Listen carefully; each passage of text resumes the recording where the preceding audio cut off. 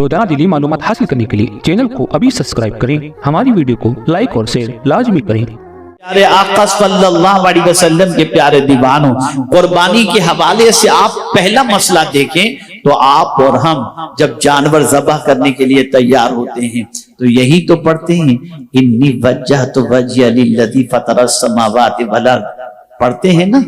कभी इसका मतलब भी सुना आपने? कभी मतलब भी समझा?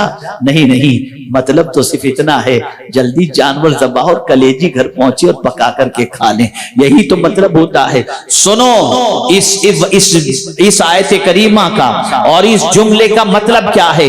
इन्नी वज्जहतु वज्हिया लिल्लज़ी फ़तरस समावाति वल अर्ज़, अल्लाहु अकबर, मैंने सबसे अपनी तवज्जो को हटा दी, सबसे मुंह मोड़ कर उस रब की तरफ मैंने मुंह कर लिया जो जमीन और आसमान का पैदा करने वाला है। क्या हमारी तवज्जो कुर्बानी के वक्त अल्लाह की तरफ होती है? नहीं, हमारी तवज्जो उस तरफ नहीं होती। जिस अमल के बारे में अल्लाह के रसूल सल्लल्लाहु अलैहि वसल्लम ये फरमाते हो कि कुर्बानी के जानवर के खून के कतरे के जमीन पर गिरने से पहले अल्लाह ताला कुर्बानी करने वाले की मगफिरत फरमा देता है। आप मुझे बताओ, इतना बड़ा अज्र जिस अमल पर अल्लाह ने रखा हो, क्या वो सिर्फ गोश्त खाने के लिए हो सकता है? नहीं, आइए मैं कुरान की रोशनी में समझाऊं, पैगाम कुर्बानी को समाअत करें कि कुर्बानी का पैगाम क्या है। अल्लाहु अकबर, मेरे प्यारे आका सल्लल्लाहु अलैहि वसल्लम के प्यारे दीवानों, दौरे जाहिलियत के अंदर कुफ्फार जब कुर्बानी करते तो कुर्बानी का गोश्त काबे की दीवार पर लगा दिया करते और उसे वहां पर खून, काबे की दीवार के ऊपर खून लगा दिया करते। ये दौरे जाहिलियत का कानून था। मुसलमान हज करके जब लौटे तो उन्होंने सोचा हमें भी ऐसा ही करना चाहिए, तो उन्होंने जब कुर्बानी के खून को काबे की दीवार से लगाना चाहा, अल्लाह ने आयत नाजिल फरमा दी, लन यनालल्लाह लुहुमुहा वला दिमाउहा वलाकि यनालुहु तक़वा मिनकुम। अल्लाह की बारगाह के अंदर तुम्हारा खून भी नहीं पहुंचता, तुम्हारा गोश्त भी नहीं पहुंचता। अगर उसकी बारगाह में कोई चीज पहुंचती है तो तुम्हारे दिल का तकवा पहुंचता है, अल्लाह का डर तुम्हारे दिल में कितना है ये पहुंचता है। अगर कुर्बानी करने वाला इस नीयत से कुर्बानी कर रहा है कि गोश्त खाऊंगा और मजे करूंगा, आप जरा सोचो उसकी नीयत में कितना फुतूर है। वो इस नीयत से कुर्बानी कर ही नहीं रहा। अल्लाहु अकबर। हालांकि कुर्बानी के हवाले से नीयत यही होनी चाहिए कि मखसूस जानवर को मखसूस औकात के अंदर अल्लाह के तकर्रुब की नीयत से कुर्बानी करना, ये नीयत है इस कुर्बानी की।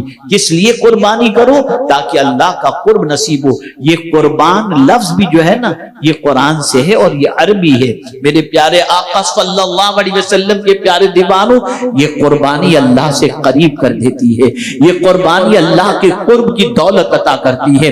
इंसान ये समझ रहा है कि जानवर के हलक पर छुरी चल रही है। नहीं, हजरत इब्राहिम अलैहिस्सलाम ने कौन सा जानवर खरीदा था? कोई जानवर तो खरीदा नहीं था ना, अपने बेटे की गर्दन पर छुरी चला रहे थे। ऐ रसूल आज़म सल्लल्लाहु अलैहि वसल्लम के दीवानों, जरा मुझे ये बताओ, ये कुर्बानी तो हजरत इब्राहिम की सुन्नत है, फिर हजरत इब्राहिम ने तो जानवर पर जो है छुरी बाद में चलाई, लेकिन आप मुझे बताओ उससे पहले हजरत इब्राहिम ने तो अपने बेटे को लिटाया था और बेटे की गर्दन पर छुरी चलाने के लिए तैयार हुए। और कुरान कहता है वफदैनाहु बिज़िब्हिन अज़ीम, अल्लाह अज़्ज़ व जल्ल ने उनकी जगह पर फिदिये के तौर पर मेंढे को लिटा दिया और वो अजीम कुर्बानी हो गई। आप मुझे बताओ, हजरत इब्राहिम अलैहिस्सलाम मेंढा खरीदने नहीं गए थे, हजरत इब्राहिम अलैहिस्सलाम जानवर के लिए पैसा नहीं दिए थे, तो फिर ये कुर्बानी हजरत इब्राहिम की सुन्नत क्या है? जवाब मिलेगा, हजरत इब्राहिम अपने लखते जिगर की गर्दन पर छुरी चलाकर ये दर्श दे रहे हैं कि सुनो, जिस से तुम्हारी मोहब्बत है उन सारी मोहब्बतों को खुदा की मोहब्बत से बढ़कर नहीं रखना। अगर खुदा तुम्हें हुक्म दे देता है बेटा कुर्बान कर दो, तो रब की रजा के लिए बेटा कुर्बान कर देना, ताकि अल्लाह अज़्ज़ व जल्ल की खुशनुदी हासिल हो जाए।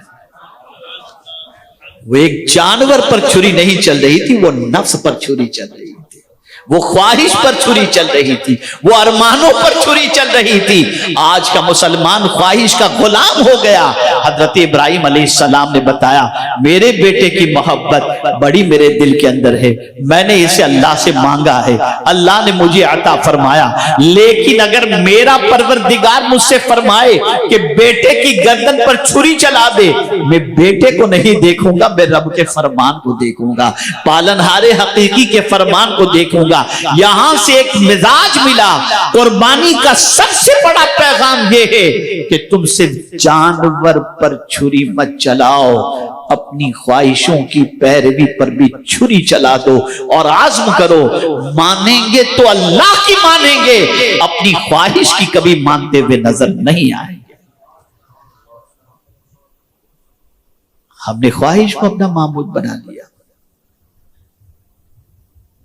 ایک خواہش پوری نہیں ہوتی، دوسری خواہش جنم لے لیتی۔ ہم خواہش کے غلام ہو گئے، نفس کے غلام ہو گئے، اور اللہ کی بارگاہ میں یہ گوشت اور خون نہیں پہنچتا، تقویٰ پہنچتا۔ اور جتنی بھی عبادتیں ہیں، توجہ چاہوں گا، جتنی بھی عبادتیں ہیں وہ ساری عبادتیں ہمیں متقی بنانے کے لیے ہیں۔ اس کو ذہن میں رکھیے گا، صرف ہمیں پرہیزگار بنانے کے لیے۔ اور ہم سب کچھ بن گئے، نمازی بھی بن گئے، روزے دار بھی بن گئے، حاجی بھی بن گئے، اور جو اللہ کی راہ میں خرچ کرنے والے بھی بن گئے، لیکن ابھی تک متقی نہیں بن سکے، متقی نہیں بن سکے۔ جس مقصد کے لیے عبادتیں ہیں وہ مقصد ہم حاصل نہیں کر سکتے۔ کیا کبھی آپ نے ماہ رمضان کے روزے کے مقصد کو دیکھا؟ کتب علیکم الصیام کما کتب علی الذین من قبلکم لعلکم تتقون۔ روزے اس لیے فرض کیے گئے تاکہ تم پرہیزگار بن جاؤ، تاکہ تم متقی بن جاؤ۔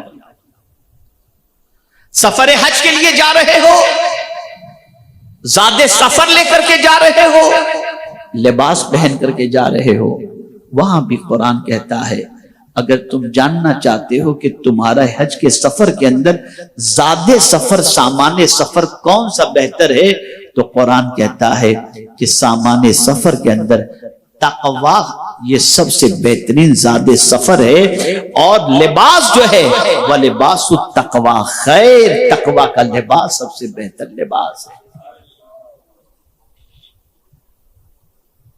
لیکن افسوس کے ساتھ یہ کہنا پڑتا ہے کہ آج تک ہم متقی بن ہی نہیں سکے۔ بڑی معذرت کے ساتھ میں عرض کروں گا، ہم میں کون ہے جو جانور کو ذبح کرتے وقت یہ تصور دے ذہن کے اندر رکھتا ہو مولا میں صرف جانور ذبح نہیں کر رہا ہوں، میں آج سے اپنی ساری پسند کو قربان کر رہا ہوں، اب وہی پسند کروں گا جو تجھے پسند ہوگا۔